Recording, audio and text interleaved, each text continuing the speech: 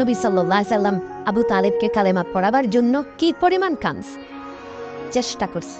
শেষ মুহূর্তে বলছে, চাচা চাচা কালেমাটা পড়েন না। চাচা বলছে, না, মানুষের কাছে বেইজ্জতি হব, পড়বো না, মানুষ লজ্জা দিবে। আল্লাহ নবী সাল্লাল্লাহু আলাইহি সাল্লাম হচ্ছে কানে কানে বলেন, আমি কাউকে শোনাবো না, আমি শুধু হাসরের মাঠে বলবো, মৃত্যু পর্যন্ত চাচা ওয়াদা দিলাম জগৎবাসীকে শোনাবো না আপনি ঈমান আনছিলেন। কানে কানে কন। আবু তালেব বলছে, না, কানে কানেও বলবো।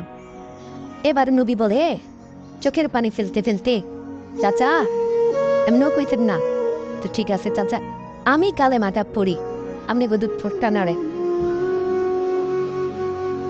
আপনি শুধু ঠোঁটটা নাড়বেন, আমি হাসরের দিন বলবো, মওলা আমার চাচা কালেমা পড়ছিল এজন্য ঠোঁট নাড়ছে, এর সুযোগ দেন। আচ্ছা বলছে, না না না, আমি ঠোঁটও নাড়ব না। আল্লাহ নবী তখন অঝরে কাঁদতেছিলেন আর চোখের পানি ফেলে বললেন, চাচা আপনি জাহান্নামের আগুনে জ্বলবেন, আমি সইব কেমন? আবু তালেব নাফরমান তখন কি বলছে জানেন? আন্নারু খাইরুম মিনাল আর। মুহাম্মদ, মানুষের কাছে লজ্জা পাওয়ার চাইতে আগুনে জ্বলা অনেক ভালো।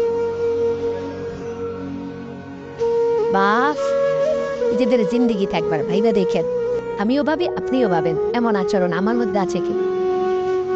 3 দিন ধরে যে বাড়িতে মেয়ের বিয়েতে, ছেলের বিয়েতে যে ডেক সেট বাজাইলেন, কারে খুশি করার জন্য?